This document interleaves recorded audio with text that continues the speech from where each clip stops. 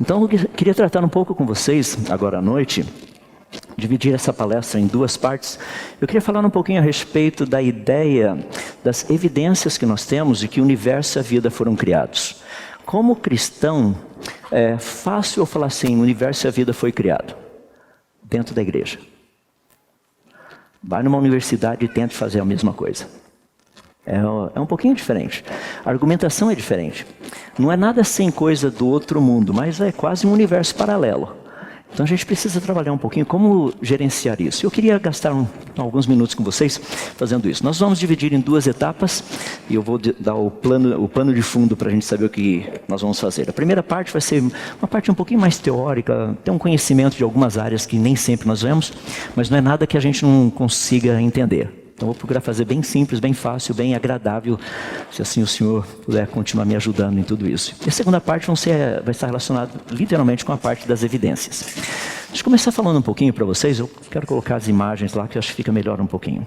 Nós estamos vivendo uma época fascinante de descobertas. Rapaz, é assim, não dá para não ler o que está sendo descoberto toda semana. É uma quantidade absurda de coisas. Essa semana eu vou falar um negocinho que saiu essa semana. Acharam um negocinho no gelo lá na Rússia. O que isso tem a ver com cristianismo e criacionismo? Espetacular o negócio. Então, deixa eu falar um pouquinho a respeito de descobertas, só para ter uma noção. Nós temos pesquisado, eu digo assim a parte da ciência, nós temos pesquisado, procurado conhecer um pouquinho a respeito das origens das coisas. Por exemplo, o planeta Terra tem um monte de água, uma quantidade absurda de água. Você não encontra essa quantidade de água em nenhum outro planeta do Sistema Solar. Embora nós já encontramos água em outros planetas do Sistema Solar, em outras luas, inclusive na nossa Lua tem água. Obviamente não é água líquida, são pequenos cristais de gelo. Então, deixa eu procurar. Tá aqui, ó. E tem uns conceitos que as pessoas nos ensinam que são meio estranhos. Quer ver? Onde há água, há água. Esse é o conceito errado que o pessoal está ensinando, de onde há água, há vida. Não, onde há água, há água. Onde há água pode haver vida. Isso é outra história, porque água e vida são duas coisas totalmente diferentes. Mas nós crescemos desse jeito. Achou água em Marte, portanto Marte tem água. Achamos água em Vênus, Vênus tem água também. Portanto, Vênus tem água. Percebe a diferença entre fazer uma afirmação científica baseada na evidência científica e fazer uma afirmação não científica baseado em crença ou crendice científica? Onde há água, há vida. Não, onde há água, há água. E por isso nós estamos pesquisando essas questões. Então, de onde teria vindo a água que existe no Sistema Solar? A primeira teoria, e a teoria que tem sido trabalhada e já foi derrubada, e o pessoal continua ensinando ainda, é que essa água teria vindo dos cometas. Cometas são esses corpos celestes que circulam aqui pelo Sistema Solar. Passou um deles aqui umas semanas atrás, ainda é visível, mas só com o telescópio Hubble. Ele veio de fora do Sistema Solar. Bem interessante isso daí, o pessoal está bem animadinho estudando, dá para a gente aprender um pouco da composição, porque cometa tem água, é um blocão de gelo circulando pelo Sistema Solar. E de onde teria vindo essa água desses cometas? Primeiro a gente quer saber se os cometas trouxeram água para cá. Então quando nós estudamos os cometas, e os cometas têm sido bem assim documentados ao longo da história, esse aí é um deles, é o chamado Grande Cometa de César Augusto, está olhando aí, é do ano 44 a.C. Percebe a moedinha? Olha que tem uma estrelinha, tem os raios da estrelinha, mas tem uma ponta em cima que você percebe, parece uma chama. Esse é o rabo do cometa. Inclusive, os mais antigos chamavam cometas de estrela com rabo. Então é bem comum esse linguajar ainda. Então nós temos vários, ao longo da história, muita coisa que já foi dito sobre os cometas. Isso aqui foi em 1577, teve um outro aí, passou de novo, 1861. Isso aqui foi muito visível, o McNaught, lá em 2007. É que muita gente ficou assistindo Rede Globo, mas aqui do hemisfério sul era possível vê-lo. Bem visível desse jeito, mas era 4 da madrugada, mais ou menos. Eu sei que muita gente não vai acordar às 4 da manhã para ver cometa, mas tem uns doidos que fazem isso. Um deles. E é fascinante porque nós temos um conhecimento, de uma forma geral, a respeito de cometas. Agora, alguns anos atrás, houve um projeto muito interessante que foi produzido pela ESA, que é a Agência Espacial Europeia. Eles mandaram uma sonda espacial, que é essa sonda Rosetta, para estudar esse cometa. O cometa é o 67P Churyumov-Gerasimenko. É um cometa bem interessante. Por quê? Porque é um cometa que, tecnicamente, deve ser assim, o resquício do início do sistema solar, segundo a teoria do pessoal que acredita que o sistema solar teria evoluído, certo? E essa sonda Rosetta, com esse negocinho do lado, que eu passar o mouse aqui em cima, esse aqui, ó, esse é o Philae. E foi um negocinho para pousar lá e a gente poder estudar um pouquinho esse cometa. Então, isso aqui é as primeiras imagens que nós recebemos. Isso é um cometa, tá? Esse blocão de gelo gigantesco aí. Um pouquinho da superfície dele, entendendo como é, só gelo, nada mais do que isso. Tem um pouquinho de pedrinhas, mas são gelo também. E aqui você tem uma imagem feita pela sonda Philae que pousou na superfície desse cometa. Aqui nós não entendemos a massa do cometa muito bem, nós, quando eu digo a parte da ciência. Então essa sonda era para pousar devagarzinho, como se fosse uma pena, e ficar. O problema é que a superfície do cometa era muito mais dura do que a gente pensava, então quando ele pousou, embora tendo pousado com uma pena, essa peninha saiu pulando. E essa partezinha do Philae foi parar num lugar que a gente não queria, ou seja, na sombra. Tem tanto lugar no cometa, no Sol ele parou na sombra. Um amigo meu brincou e falou assim, deve ser mineiro. Não era mineiro isso daí era europeu, mas foi parar na sombra. Estava quietinho lá, sossegadinho. Então dá para ver um pouquinho como é a estrutura de um cometa, ou seja, a superfície dele a literalmente 30 centímetros de distância da câmera. Isso que a gente está vendo ali. E foi interessante porque no finalzinho da missão, um dia antes da missão terminar, eles acharam onde é que estava esse negocinho. Naquela parte lá de cima, tá vendo ali, ó? Olha onde é que ele foi parar. Agora, a informação que nós queríamos, a principal delas, essa sonda nos mandou. Quando nós falamos de água na Terra, nós temos dois tipos de água no nosso planeta. E não é água doce e água salgada. Deixa eu explicar. Existem dois elementos químicos que são muito parecidos. Um deles é o hidrogênio, o outro é o deutério. O hidrogênio, ele tem um próton e um elétron em volta dele. O deutério tem um próton e um nêutron e um elétron em volta dele. No planeta Terra, a proporção de água feita por hidrogênio e água feita por deutério é essa que vocês estão vendo aqui. Para cada uma molécula de de D2O, existem uma molécula de deutério e oxigênio, existem 6.000 moléculas de H2O. Então a proporção é 1 para 6.000. E no cometa era só 1 para 1.900. O que isso significa? É que a água que está no planeta Terra não veio dos cometas. Isso já foi resolvido. Então agora nós queremos saber de onde veio a água. Fascinante, né? Porque ninguém pensa muito, só abre a torneira e vê a água. E de onde veio a água? Tem muita coisa legal a respeito disso. Isso é só um pouquinho para a gente entender como funciona essa dinâmica das descobertas científicas. E o principal papel da ciência nem sempre é dizer o que é, o que seria a causa. Geralmente o nosso papel é dizer o que não poderia ter sido a causa. Então esse é um papel muito legal, muito bonito que a ciência tem. Então deixa eu tratar um pouquinho com vocês dentro dessa área do criacionismo, mais especificamente. A gente vai pela busca pela verdade dos fatos. Eu dividi assim a fala em duas, então eu vou tratar primeiro essa parte que está em vermelho. Eu queria fazer algumas considerações básicas, vamos tratar de alguns conceitos básicos, depois nós vamos tratar de alguns conhecimentos básicos. E depois a gente vai falar dos argumentos básicos, vamos falar das propostas básicas e das evidências básicas. Então é tudo básico. Espero que todo mundo saia daqui com o básico. Essa é a minha oração, é isso que eu estou pedindo a Deus. Então, vamos olhar essas três primeiras aí. Deixa eu fazer algumas considerações que são importantes, começar por elas. Quando nós falamos de considerações, tem algumas coisas que são muito interessantes.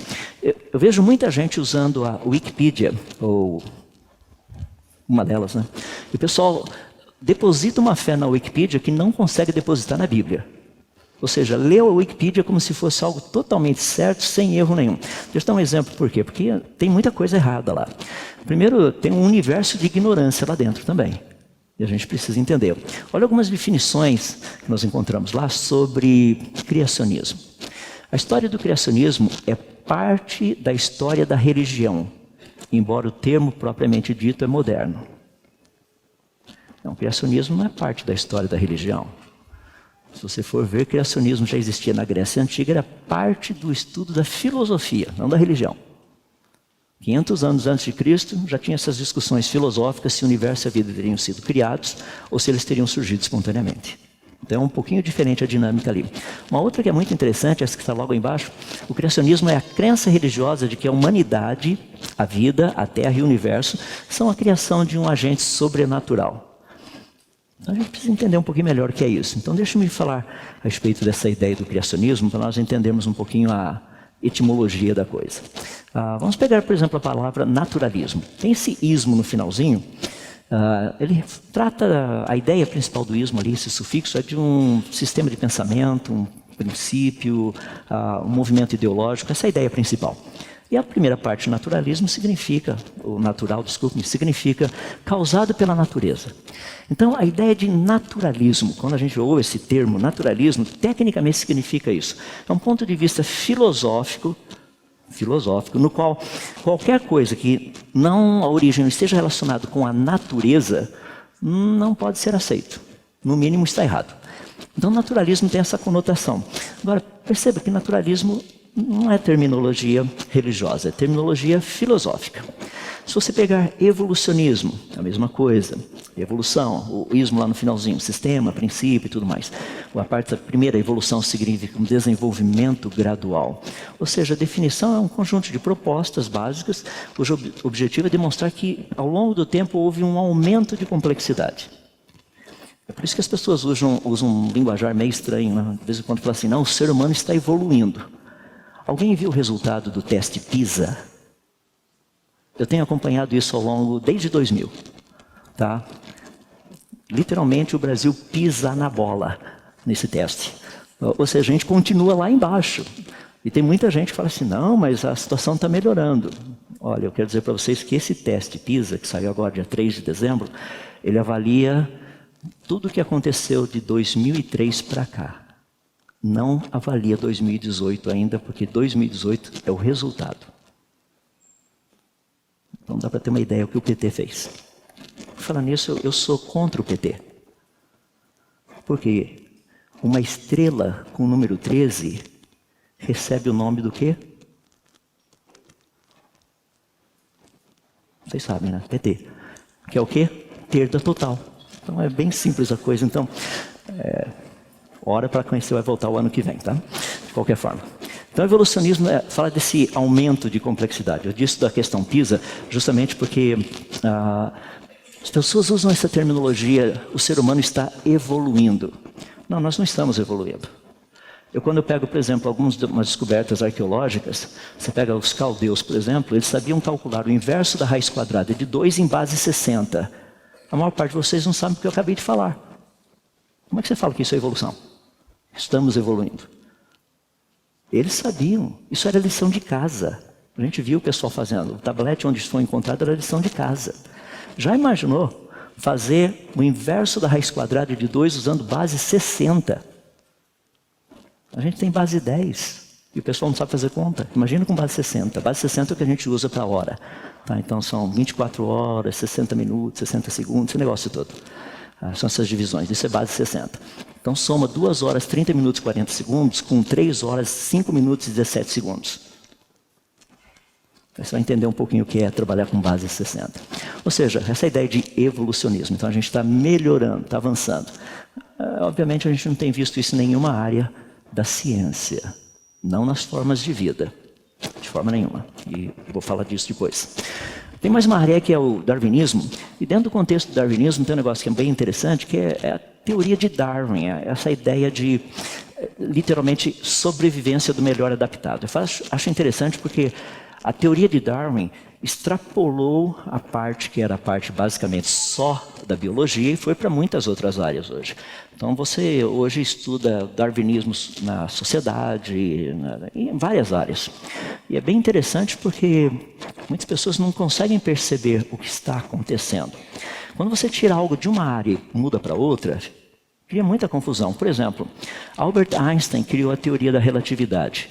Quem não é físico não entende o que ele falou. Por isso que tem um monte de gente falando, entre aspas, abobrinha, dizendo assim, tudo é relativo. Não foi isso que Einstein disse. Einstein disse que tudo é relativo em função de um absoluto, que é a velocidade da luz. Ou seja, absolutos existem. Não existe esse negócio que tudo é relativo. Não existe. Inclusive, tem pessoas que afirmam que absolutos não existem. Você percebe que isso é uma incoerência, né? Você não pode afirmar algo porque você está falando que é absoluto. Agora, como é que você vai dizer que absolutos não existem? Sentiu o drama? Então, essa nomenclatura toda que nós encontramos por aí, ela nos ajuda a entender um pouquinho o que está acontecendo. Deixa eu colocar o criacionismo para você perceber onde nós estamos. Criacionismo, na verdade, não é terminologia religiosa, nunca foi. A ideia do criacionismo é bem simples. Um conjunto de propostas que afirma que processos naturais e leis da natureza não teriam trazido à existência o universo, a vida e nem a complexidade que é neles encontrada. Não é isso que a Bíblia afirma? A Bíblia diz que vida não surgiu espontaneamente. A Bíblia diz que o universo não teria surgido espontaneamente. E as pessoas falam, mas está vendo, criacionismo é religioso. Não.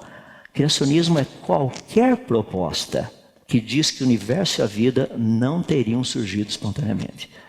E tem um lado dessa proposta, um desses lados, que é o criacionismo, que eu queria falar um pouquinho agora, que é o criacionismo científico. Existem 3 tipos de criacionismos básicos aí. Então, para nós definirmos, nós temos que dizer qual deles nós gostaríamos de trabalhar. Por exemplo, o criacionismo científico, que é o primeiro que eu queria propor para vocês, ele trabalha apenas com pesquisa científica, só isso. Ele não procura saber se existe Deus, ou se Deus criou o mundo, absolutamente nada disso. A proposta é bem simples. Processos naturais e leis da natureza teriam trazido existência, universo e a vida? Vou fazer uma pergunta simples. Isso aqui é um laser. Isso aqui teria vindo à existência espontaneamente ou ele teria sido criado? Como nós sabemos? Cientificamente, não pode ser intuição. Eu acho. Não, nós sabemos que processos naturais e leis da natureza não criam isso. Não sabemos. Então nós podemos afirmar, sem medo de errar, cientificamente, que esse objeto foi criado. Isso é o criacionismo científico. Ele só trabalha com isso. Nós estudamos uma estrela. Por exemplo, tem uma sonda ao redor do Sol chamada Parker. E essa sonda tem descoberto um monte de coisa interessante a respeito do Sol. Nós achávamos que ele era complicado. Agora nós temos plena convicção que ele é complicado. É bem difícil. É uma engenharia que nós não conseguimos fazer, aquilo que a gente chama de engenharia reversa, para fazer igual.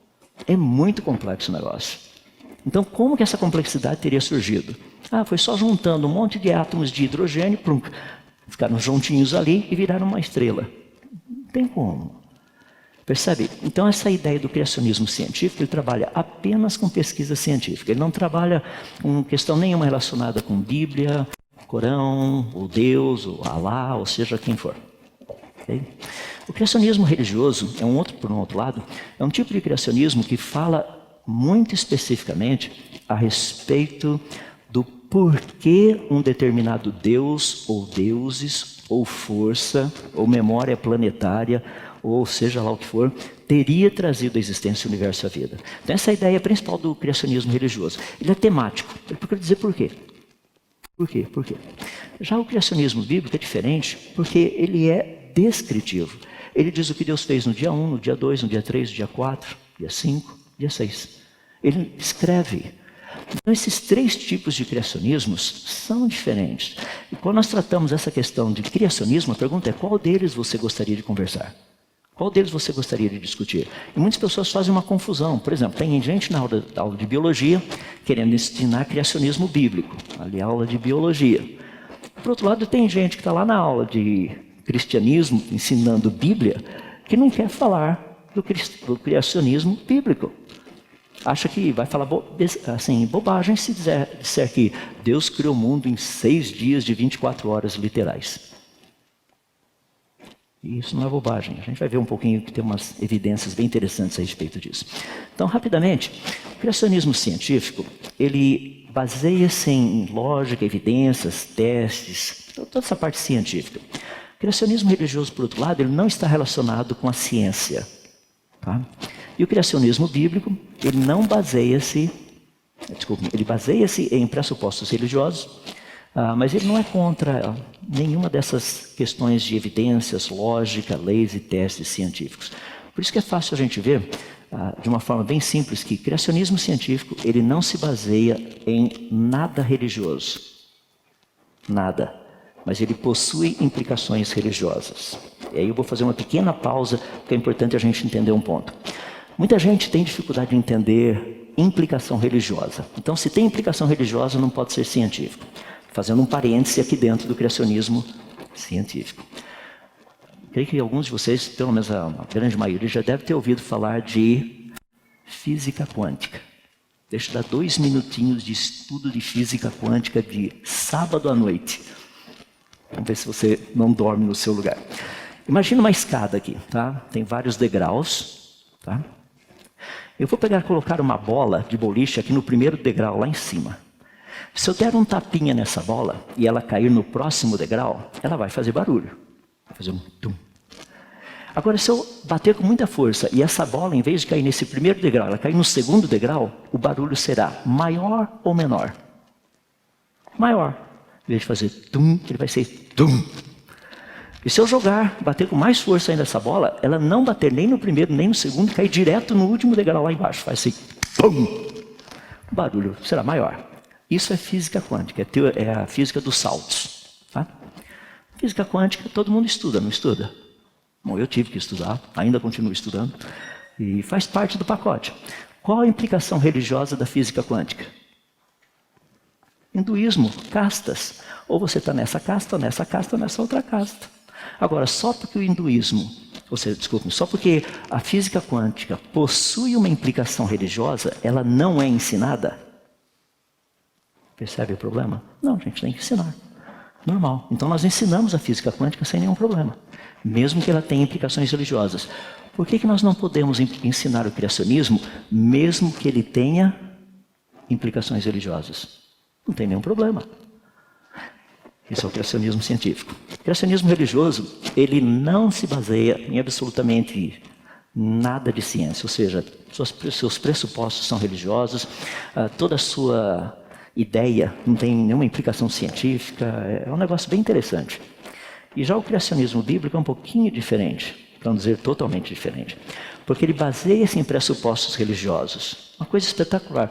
Já leu a Bíblia? Gênesis capítulo 1, primeiro versículo. Começa dizendo assim, no princípio Deus. Ele nem fez uma introdução para introduzir Deus. Ele já começa dizendo que Deus fez. Ele não fala a respeito dele, não dá detalhes. Fala, no princípio criou Deus os céus e a terra. E ele vai dali para frente. Isso é uma pressuposição religiosa? É, claro que é. Mas perceba que o criacionismo bíblico ele possui implicações científicas reais. Essa é a diferença.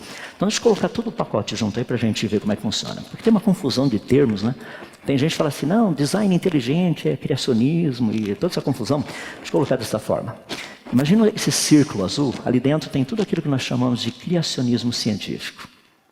Todas as suas propostas, tratando com processos naturais, leis da natureza. Do lado de fora desse círculo tem o criacionismo religioso. Não tem nada a ver com o criacionismo científico. Mas eu vou colocar um outro círculo ali, que é o criacionismo bíblico. Perceba que uma parte desse círculo do criacionismo bíblico está em cima do criacionismo científico. É porque os dois falam as mesmas coisas. São iguais? Não. Algumas coisas os dois falam. Vou colocar dentro desses círculos aí mais um, que é literalmente o design inteligente. Design inteligente é uma busca por sinais de inteligência. Tá? Então, design inteligente está dentro do pacote do criacionismo científico. Eu vou colocar ali do lado esse quadradão bem grande, teoria da evolução. Eu fiz quadrado porque quadrado não rola. Então, só para deixar claro que a teoria não vira. Então, de qualquer forma, a gente continua estudando, tem que estudar, faz parte do pacote. Mas teoria da evolução tem os pacotinhos aí, tem as suas propostas também. Já percebeu? Olha onde eu estou com o meu mouse, essa flechinha aqui. Percebe esse pedacinho ali dentro. Deixa eu dar um exemplo onde todos eles falam a mesma coisa. A Bíblia diz que Deus criou plantas e animais segundo as suas espécies. O criacionismo científico trabalha com plantas e animais e suas espécies. A teoria da evolução trabalha com plantas e animais e as suas espécies. E design inteligente, a mesma coisa. Então percebe, todos eles trabalham com essa ideia de espécies. Isso é só um exemplo, tem outros. Então dá para ter uma noção de como a coisa funciona. Por isso que eu disse, nós precisamos saber o que nós vamos conversar. Vamos tratar do criacionismo científico, religioso ou bíblico. Então dá para a gente separar os três. os três. Deixa eu falar um pouquinho só do criacionismo científico, só para você ter uma noção. O criacionismo científico tem um negócio bem interessante, que é o seguinte: ela não é uma tentativa de provar que Deus criou o mundo, nem tampouco que Deus existe. Você sabe que as duas são impossíveis de serem provadas, né? Eu consigo provar que o mundo foi criado, eu não consigo provar que Deus criou o mundo. E eu não consigo provar que Deus existe.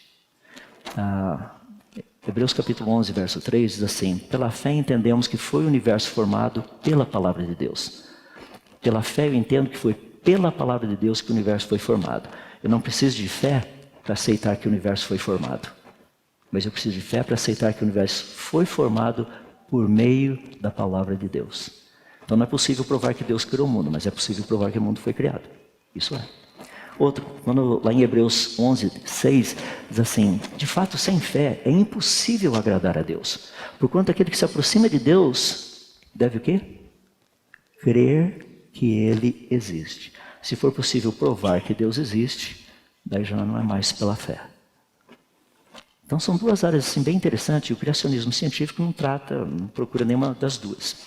Por quê? Porque a Bíblia mesmo nos diz que seria impossível provar cientificamente que Deus existe ou que Deus teria criado o mundo. Vocês já ouviram do 3 em 1, né? Eu acho super legal porque as pessoas perguntam para mim: mas então, se é impossível provar que Deus criou o mundo, o que pode ser dito a respeito? Eu falei: olha a natureza. Os sinais estão lá.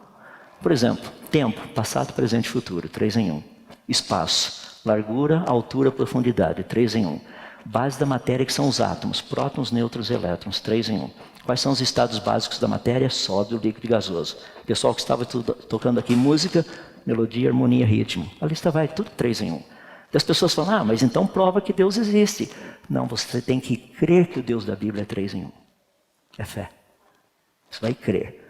Mas se você crer, não fica óbvio quem criou o mundo, mas continua sendo pela fé. Eu sei que um dia a fé vai deixar de existir, né? É por isso que Deus vai criar novos céus e nova terra. Na ciência a gente faz isso. Quando é possível duplicar o experimento, fica provado que a coisa é aquela lá mesmo. E como Deus é bem científico, Ele é um grande cientista, Ele deixou isso tudo para a gente preparadinho para mostrar como a coisa funciona. Só para você ter uma noção: Gênesis capítulo 1, criação dos céus e da terra. Gênesis capítulo 2, árvore da vida. Apocalipse 21, criação de novos céus e nova terra. Apocalipse 22, árvore da vida. Isso em matemática a gente chama de simetria. É muito bonito isso. Você percebe que os dois estão juntos. Se os dois primeiros não forem literais e verdadeiros, os dois últimos também não serão. Não tem como. Eu gosto porque Deus trabalha nesse sisteminha de checkmate. Sabe, Ele monta todo o sisteminha lá e fala: checkmate, não tem como escapar. Então, voltando aí, o criacionismo científico, aquilo que eu mencionei para vocês, é uma proposta científica baseada em evidências, lógica, leis e testes científicos. Ela demonstra que processos naturais, leis da natureza, não teriam trazido à existência nem o universo, nem a vida, nem a complexidade que é neles encontrada. Isso é um exemplo básico, a ideia básica do criacionismo científico. Criacionismo religioso, tem um monte deles, eu só vou falar de um deles, que a gente está sendo invadido pelos chineses, né? Então tem a mitologia chinesa, tem o deus Pangu. É muito interessante, esse deus, segundo a mitologia chinesa, era um deus muito solitário, triste, não tinha nada para fazer na vida, ele estava tão entediado que ele resolveu criar alguma coisa. Daí ele criou tudo que nós vemos ao redor, inclusive o povo chinês. O que inclusive não sabe mais o que fazer com todo aquele povo agora. Tem muita gente por aí, então está tendo um pouquinho de dificuldade. Percebe? Quando nós tratamos desses criacionismos religiosos, todos eles procuram explicar por quê. Por quê? Por quê? Percebe que a Bíblia não explica por quê em Gênesis. A Bíblia nos diz por quê lá em Apocalipse. Apocalipse 4, verso 11. É totalmente diferente. Mas criacionismo religioso, portanto, são os temas relacionados com a criação. Criacionismo bíblico, como mencionei para vocês, ele baseia-se em propostas religiosas, mas ele não pode ser contra a evidência científica. Deixa eu colocar isso de uma forma bem simples. Se a Bíblia estiver errada naquilo que a gente consegue provar cientificamente, como eu posso crer que ela está correta naquilo que eu não consigo provar cientificamente? Por exemplo, pessoas chegam para mim e falam assim: o céu existe? Falou, a probabilidade é alta. Mas como que você diz que a probabilidade é alta? Porque a Bíblia fala do rio Nilo, o Nilo existe. A Bíblia fala do rio Eufrates, o Eufrates existe. A Bíblia fala do rio Jordão, o Jordão existe. A Bíblia fala do rio Tigre, o rio Tigre existe. A Bíblia fala das cadeias de montanhas do Ararat, as cadeias de montanhas do Ararat existem. A Bíblia fala do Monte Carmelo, o Monte Carmelo existe. Ou seja, a Bíblia fala de um monte de acidentes geográficos que tem, todos eles existem. Agora, se todos esses aí existem, por que o céu e o inferno não existiriam? Percebe a base de raciocínio? Deus quer que a gente tenha uma fé sólida. Por que Deus deu todos esses nomes na Bíblia, de rios, locais e reis e tudo mais? Não é só para a gente contar a historinha para as criancinhas lá na escola dominical. É para nós também, adultos, olharmos a história e falar, nossa, a Bíblia fala de Ciro. Ciro, o segundo, ele existiu. A Bíblia fala de Artaxerxes, ele existiu. Fala de Xerxes, também existiu. Fala de Nabucodonosor, que também existiu. Fala do faraó Neco, que também existiu. Todos esses homens existiram. Entenda o que eu estou falando. Eu não estou usando essa parte científica para dizer que a Bíblia é verdade. Estou dizendo que a Bíblia fala a verdade. Pode procurar que está do jeitinho que ela disse. É só ir lá e procurar. É que tem gente que acha que, nossa, agora então a ciência está provando a Bíblia. A ciência não tem essa capacidade. Nunca teve, nunca terá. Não é para isso que a ciência existe. Porque toda ciência devidamente estabelecida e toda a Bíblia corretamente interpretada nunca entrarão em contradição. Você acha que Deus vai dizer uma coisa no livro das suas palavras e vai dizer outra coisa no livro das suas obras? Não. Ele é um Deus que não mente, ele fala a mesma coisa nos dois livros. Se nós soubermos estudar bem, a gente vai ver. Então olha no criacionismo bíblico, que coisa interessante. Dá uma olhadinha o que vocês estão vendo aí, o mapa mundi. Agora vamos ler um outro texto da Bíblia que diz o seguinte. Gênesis capítulo 1, versos 9 e 10. Diz assim. Ajuntem-se as águas num só lugar e apareça a porção seca. Perceba que é singular, não é plural. Agora aqui você vendo a porção seca. Ou seja, Deus, na Bíblia, ele nos informa que no início da origem do nosso planeta havia uma única porção seca, ou seja, um único continente, que é o que nós chamamos hoje de Pangeia. Ou seja, ninguém tem mais dúvida disso. Havia dúvida 100 anos atrás. No ano de 1912, Alfred Wegener fez essa proposta desse supercontinente primordial. Hoje todo mundo concorda. Não, havia mesmo um único continente. Sai por aí dizendo que... Não, a Terra foi sempre assim, com esses continentes espalhados por aí. Você não passa no vestibular, você não passa no Enem, você não passa em lugar nenhum. A Bíblia está dizendo isso o tempo todo. E desde o início, o planeta Terra tinha um único continente. Percebe? Então é muito legal quando a gente olha a Bíblia, a proposta bíblica, e olha a ciência. Você vai perceber que os dois andam juntos.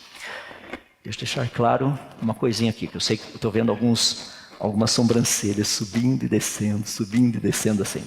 Quando eu falo ciência, existe uma diferença entre verdade científica e teoria científica.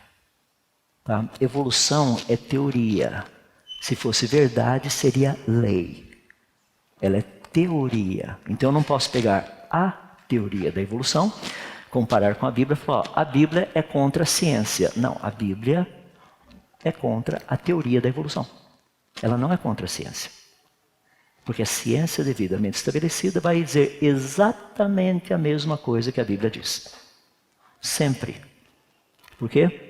Deus escreveu 2 livros, o livro das suas palavras, a Bíblia, e o livro das suas obras, a natureza. Então, quando nós estudamos a natureza, a gente descobre essas coisas espetaculares.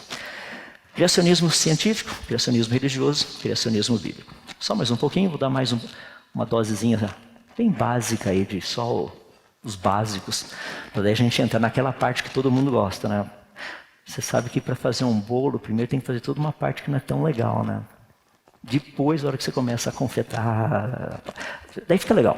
Então, deixa eu falar rapidamente a respeito de alguns conceitos básicos que nós precisamos ter. Deixa eu começar com a ideia de conhecimento. Eu quero fazer uma pergunta bem simples, bem básica, e procura ver como você responderia essa pergunta. A pergunta é essa.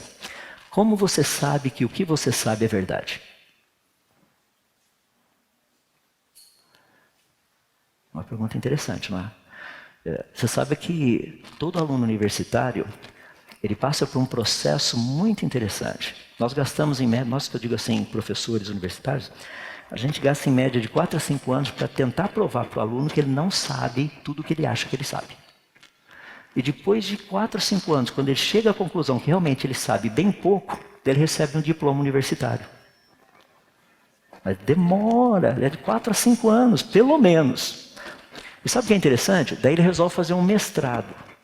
Daí no mestrado a gente vai gastar mais 1 ano e meio, 2 anos, para ele estar plenamente convicto que ele não sabe nada. Daí sim ele recebe diploma de mestre. Daí ele vai fazer o doutorado. Daí a gente trabalha mais uns 3 anos com esse cidadão, até que ele chega naquele ponto e fala assim, realmente ninguém sabe nada. Ótimo, agora você tem o seu diploma de doutorado. Está aqui, ó. Agora você é um doutor. Agora você entendeu como a coisa funciona. Nós somos apenas pesquisadores. Meus irmãos e meus amigos, olha, eu posso te garantir, se você tirar a Bíblia fora, você não sabe em que crer. Você não sabe. Não tem como. Eu cheguei nos Estados Unidos em 85, não coma ovo, faz mal para a sua saúde. Vem embora para o Brasil em 98, coma ovo, faz bem para a sua saúde. Decide, afinal de contas, come ou não come. Ciência muda. Hoje nós estamos vivendo uma crise de identidade. Por exemplo, você é o que, afinal de contas? Essa ideologia do gênero. Fala, vai para a ciência, tão simples. X, Y, homem. X, X, mulher. Se não tem nenhum dos dois, é extraterrestre. A gente resolve o problema assim, bem reto e direto. Não, mas você precisa ver que tem outras coisas. Tem X, X e X, Y. Não tem nada além disso. Aqui no Brasil você pode ser, se não mudou nada até o comecinho dessa semana, você poderia ser 58 coisas diferentes. Além de homem e mulher. Não imaginou? Precisamos tomar cuidado com essas coisas. Não existe um lugar na Bíblia que Deus nos chama de animais racionais. Você já viu? Deus nos chama de portadores da sua imagem e semelhança. É por isso que você vai num presídio, você percebe uma lei moral dentro do presídio que muitas vezes você não acha do lado de fora do presídio. Você fala, mas como é que pode ali dentro ter essas coisas? É porque nem tudo da imagem do Senhor Deus que nos foi dada foi perdida. Ainda não foi. Então, como você sabe que o que você sabe é verdade? Tem umas propostas bem interessantes, eu estou dando algumas só para você pensar aí, desculpa do barulho lá atrás. É o seguinte, Gerhard Forrey escreveu um livro bem interessante, que é esse daí, A Construção da Ciência. Ele disse o seguinte, compreender não é nem aprovar nem desaprovar, é analisar. Eu fico impressionado, eu tenho ido falar em várias universidades do Brasil, eu fui convidado para falar, eu nem abri a boca ainda, o departamento jurídico já está tentando impedir que eu entre para falar, para que eu fale lá na universidade. Mas rapaz, eu nem falei nada ainda. Deixe-me falar primeiro, depois vocês dizem. Eu concordo, não concordo, os argumentos não são bons, coisas desse jeito. Percebe? Ou seja, nós muitas vezes fazemos isso também dentro das nossas vidas pessoais, não é verdade? A gente não está nem aprovando, a gente já quer aprovar ou desaprovar. Não, isso pode, isso não pode, isso é, isso não é. Analisa primeiro. Veja. Um outro que é bem interessante, isso daí vem do Philip Johnson, um professor bem conhecido, ele já faleceu, acho que foi esse ano, o ano passado, se não me falha a memória. Ele publicou um livro fascinante chamado Ciência, Intolerância e Fé. Ele diz o seguinte, não é possível decidir racionalmente se estamos na estrada certa, a não ser que estejamos dispostos a considerar a possibilidade de estarmos na estrada errada. Você já pegou carona com alguém que tem certeza para onde está indo, e ele não tem a menor noção para onde ele está indo? Você fala, nós já passamos por esse lugar aqui. Ele não está usando GPS, porque ele sabe para onde ele está indo. Ele não usa nem o Waze, nem o Google Maps, mas ele sabe para onde está indo. Você passa na praça, fala, já passamos por aqui. Fala assim, não, é sua imaginação. Não, não é minha imaginação. Rapaz, só skip. Voltando de novo ao normal.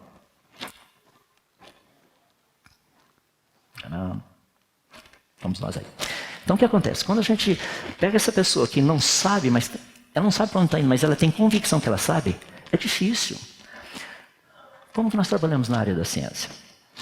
Primeiro nós tentamos provar que a ideia que nós temos está errada. É assim que a gente começa. É bem legal isso. Porque se eu conseguir provar que a minha ideia está errada, eu nem preciso continuar pesquisando. Agora, para e pensa. Se nós já sabemos o que nós estamos fazendo, a gente nem chama isso de pesquisa. Percebe? Ou seja, Como que funciona essa dinâmica toda? Deixa eu colocar isso daí nas palavras de um professor da Universidade de Coimbra. Ele disse o seguinte há uns anos atrás: não é função da ciência tentar provar como o universo e a vida teriam vindo à existência espontaneamente, mas sim como o universo e a vida vieram à existência. Espontaneamente pode ser uma possibilidade, vamos pesquisar. E se não for? O universo e a vida teriam vindo espontaneamente. Vamos pesquisar. Não teriam vindo espontaneamente. Vamos pesquisar. Esse é o aspecto da ciência. Em cima disso que a gente precisa aprender a trabalhar. Deixa eu dar um pontinho só aqui para ver o porquê que nós vamos trabalhar daqui a pouquinho uma outra área, que é a questão de limitações. Tem gente que acha que a ciência sabe tudo. Eu fico assim impressionado, principalmente no Fantástico. O cientista disse que. Daí você vai procurar quem disse aquilo. Daí geralmente você nem consegue achar quem havia dito aquilo. Porque existem certas questões da ciência que existem limitações. Deixa eu colocar para vocês o seguinte. Aqui estamos nessa linha de tempo, lá tem o início, aqui estamos nós hoje. Nós sabemos que o universo teve um início, mas nós conseguimos observar praticamente um pouco do universo como ele é hoje, como ele teria sido uma parte no passado. Nós sabemos que a vida no planeta Terra teve um início. Nós sabemos que essa biodiversidade, essa quantidade de animais e plantas que tem no nosso planeta, também teve um início. A dificuldade que nós temos ali é que tem uma linha ali no meio, aquele pontilhadinho que vocês estão vendo ali, que divide esse negócio em duas partes. Uma parte, que é essa parte do lado direito seu aí, é a parte do período observável. A gente consegue fazer assim medições diretas. Por exemplo, qual a sua idade? Dá para a gente ter uma noção, não dá? Mas dá para se enganar também, não dá? E tem muita gente que está torcendo para que fique enganado, mas de qualquer forma, essa é a ideia. Ou seja, qual a sua idade? Como que funciona isso? Tem uma parte que é o período observável. Deixa eu dizer que até nisso a gente entra com fé. Por exemplo, qual a sua idade? É só olhar, eu posso te mostrar. Tá bom, então me mostra. Você pega a sua certidão de nascimento, sua cédula de identidade. Sabe qual vai ser a minha resposta bem básica? Você acredita em pedaço de papel. E sua certidão de nascimento e sua cédula de identidade é um pedaço de papel. Só isso. Não é verdade? Não, mas tem autoridade. Autoridade de quem? Não, mas meu pai e minha mãe. E piorou, agora você acredita em testemunhas. Percebe? Você não sabe qual a sua idade, você acredita nela. Eu também. Não é fascinante que a gente tem dificuldade de aceitar o que está no papel e aceitar testemunhas? Quando se fala da Bíblia, a gente não tem dificuldade nenhuma em aceitar testemunho em papel quando fala da nossa idade? Não é interessante? É por isso que eu acho legal. O ser humano é consistentemente inconsistente. É por isso que a gente precisa de Deus para resolver os nossos problemas. Período observável, olho, vejo como é que está funcionando. Tem outro lado que é o período não observável. Eu não vi como o universo veio à existência. Nenhum cientista viu isso. Nós não vimos como vida começou. Nenhum cientista viu isso. Diga-se de passagem, nem Adão. Lembra que Adão também viveu pela fé. Tá? Não é fascinante? Porque ele não viu Deus criar absolutamente nada. Até quando Deus cria a mulher, ele estava anestesiado. Literalmente. Daí chega esse ser, diz assim, eu criei todas essas coisas. Imagina Adão olhando para Deus, falando assim, sério? Ele andou pela fé também. Ele tinha que crer que Deus havia criado todas as coisas. Então nós temos esses dois períodos. E geralmente o período observável a gente não tem muito problema. Onde nós divergimos entre criacionismo, evolucionismo, Big Bang, etc. Coisa e tal, é no período não observável. Então, para a gente ir para a reta final, só dar mais dois pensamentos aqui para você, e daí a gente termina. Na área da ciência, nós trabalhamos com aquilo que nós chamamos de método científico. Agora eu vou pegar pesado com a garotada mais jovem. Vocês conhecem aquele grande general Minion chamado Stewart? Conhecem, vocês já devem ter visto no Meu Malvado Predileto. Então tem o nosso grande general Minion. Espetacular esse carinha. Um negócio fascinante, porque o exército é super bem sucedido quando esse general está à frente. Quando o Stewart está lá, ele dando as ordens e tudo mais, nossa, a coisa funciona, os Minions vencem, não matam os dinossauros, nem Napoleão, nem ninguém, faz tudo direitinho, tudo que precisa ser feito. tudo direitinho. Agora, olha que interessante. Quando o general Stuart Minion, ele não está liderando, o exército não é tão bem sucedido. Mas se o Stuart tiver, assim, pelo menos tendo uma influência, daí o exército é relativamente bem sucedido. Então, cientificamente, o que a gente pode falar a respeito desse general, o Stuart Minion? A gente pode dizer que o exército é relativamente bem sucedido por causa dele. Ou seja, nós fomos isolando uma causa. Isso se chama o método de Bacon, Francis Bacon. Eu gosto de brincar um pouquinho, só para descontrair. Você sabe que Francis Bacon era brasileiro, né? Você não sabia? O nome dele original era Chico Toicinho. É que foi estudar lá na Europa, ganhou um diploma, voltou como Francis Bacon. Não tem nada a ver, tá? Só para acordar um pouquinho, não precisa ficar tenso assim, só relaxa um pouquinho. Então, olha só, essa metodologia científica, ela é espetacular, porque ela nos ajuda a diferenciar duas coisas muito importantes entre aquilo que é fato e aquilo que é mito. É para isso que existe metodologia científica. Você acredita que diziam no passado que se você tomasse manga e bebesse leite, você morria? Eu quase matei os meus avós. Minha primeira vitamina foi de manga com leite. E meu avô falando, moleque, você vai morrer. E eu, bom, vamos ver. Vou fazer uma experiência científica. Deu para perceber que eu não morri. Método científico trabalha desse jeito. Agora, deixa eu colocar um detalhe para você, porque isso é muito importante porque a gente vai ver na próxima palestra. Olha a diferença. Qual a diferença entre crença e teoria científica? Qual é a diferença entre essas duas? Crença sempre trabalha com aquilo que a gente chama de a priori. Nós não descobrimos as evidências ainda. Não existe evidência, isso é a priori. A gente vai pesquisar, a gente vai achar. Isso é crença. Teoria científica trabalha com a posteriori. A gente vai lá, examina a evidência, e daí nós vamos explicar por que as coisas são desse jeito. Percebe a diferença dos dois? Isso é método científico. Qual a diferença, de novo, entre crença e teoria? Crença a priori. Teoria a posteriori. Tá? Último argumentinho que eu quero trazer para vocês aí. Então nós temos com toda essa parte, vamos ver alguns conhecimentos básicos e a gente faz um intervalinho para o seu Tico e o Teco guardar todos os negócios lá, nos neurônios corretos e tudo mais. Deixa eu falar um pouquinho a respeito de leis da natureza. O que são essas leis da natureza? Tem um monte delas. Coloquei só algumas delas aí. Agora, as leis da natureza são coisas que os cientistas descobrem. Nós não inventamos as leis da natureza. Percebe? A gente vai lá estudar e descobre isso. Por exemplo, as leis de conservação de massa, de energia, todos esses negócios. Quando a gente trata de gravitação universal, quando você fala de eletricidade, magnetismo, reflexão, refração da luz, todas essas coisas doidas aí, ou seja, todo esse negócio, isso aí são leis da natureza. Vou dar um exemplo bem simples, que é uma coisa bem legal. Quer ver?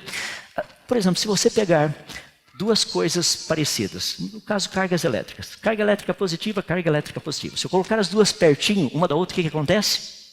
Repelem. É igual... Não, deixa quieto. Mas se eu colocar uma... Eu já ia falar coisa que já ia cair no aspecto político da coisa, mas melhor não. Então vamos deixar aqui, quieto. Se eu pegar uma carga elétrica positiva e uma negativa, o que elas fazem? Se aproximam. Então isso aí nós descobrimos que a natureza funciona desse jeito. Essa é uma lei. Agora vamos parar de pensar um pouquinho. Como que essa lei teria surgido? Você acha que no início do universo, vamos pegar a teoria do Big Bang só para pensar um pouquinho. Logo no início do universo aparecem dois prótons. Tum, tum. Tá? Os dois prótons vão chegando pertinho do outro. Chegam pertinho, eles falam um para o outro o quê? Muita energia positiva por aqui. Vamos repelir, vamos repelir. Você acha que os prótons fizeram isso? Ou dois elétrons. Dois elétrons, você sabe, elétron tem carga elétrica negativa, sempre deprimido, assim, ficam aqueles dois pertinho aqui. Não, vão ficar longe, ficar longe. Você acha que foram os prótons e os elétrons que criaram essa lei? Claro que não. Sabemos que eles não criaram. Agora, qual a origem das leis da natureza? Percebe que o problema fica mais sério? A gente sabe que a origem das leis da natureza não foi a natureza. Isso é uma coisa espetacular também. Ou seja, essas leis que nós descobrimos na natureza, portanto, o que elas fazem apenas elas nos ajudam a entender por que a natureza se comporta do jeito que ela se comporta. Se eu pegar o meu laser aqui, soltar aqui, ele cai? Cai. E se a gente apagar a luz e soltar, ele cai também? Até com luz apagada. E se a gente for na Lua e soltar o laser, esse negocinho, ele cai também? Claro que cai. A Lua também tem gravidade. Se a gente for em qualquer lugar por aí, soltar, ele cai? Ele vai cair. Por quê? Porque ele é caidinho. Não, é porque tem uma lei chamada o quê? Lei da gravidade. A gente sabe o que é gravidade? Não, a gente só conhece a lei. Nós não sabemos o que é a gravidade. A gente sabe como ela age. É por isso que eu gosto de usar esses exemplos quando pessoas chegam para mim e falam assim, como é que você pode falar de coisa que você não sabe? Por exemplo, você sabe quem é Deus? Eu pergunto para a pessoa, você sabe o que é a gravidade?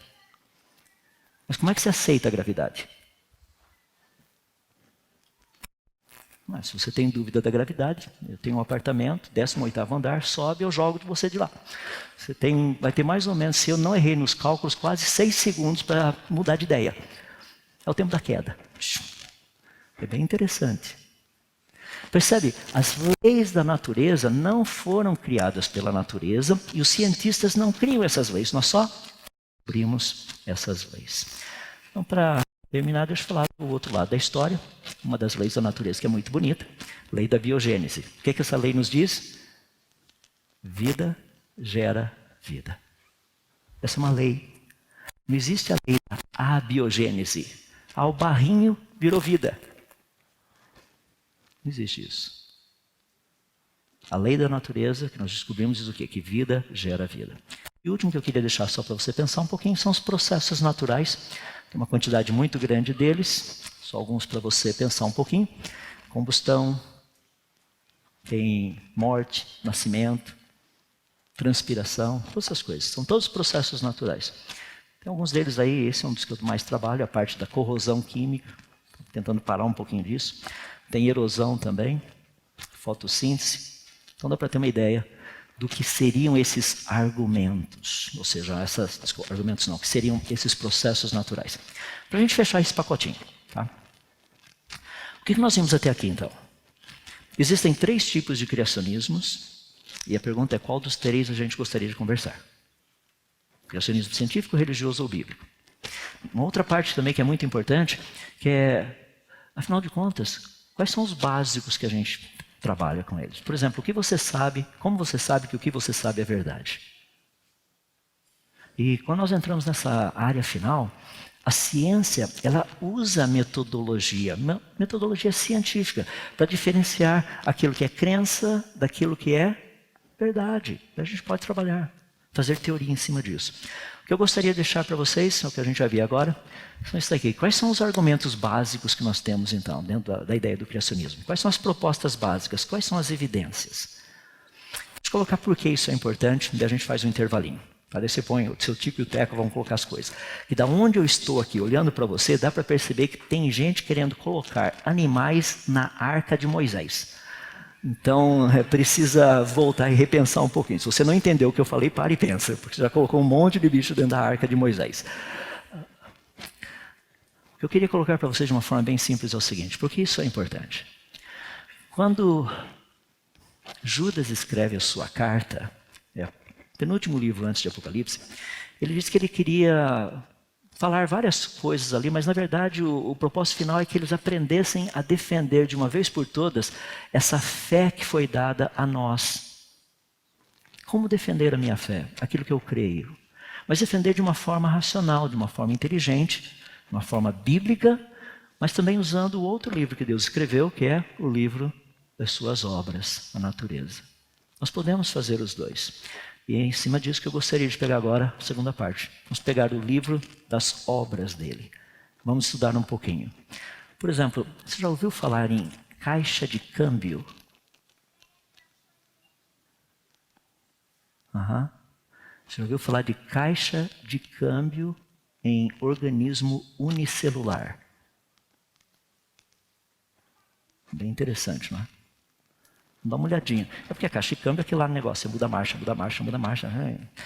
tem negocinho de uma célula só que muda marcha, muda marcha, muda marcha, muda marcha. E Mercedes, que tem 9 marchas, ainda não chegou nem perto do que esse negocinho tem. Como tudo isso seria possível? É isso que a gente vai ver daqui a pouquinho. Vamos fazer um intervalinho de... No meu relógio são 8h15 agora, até 8h30. A gente dá uma paradinha. Daí a gente trata dessa parte final, que vai ser um pouquinho mais rápida. E daí a gente faz uma finalização com perguntas. 15 minutinhos.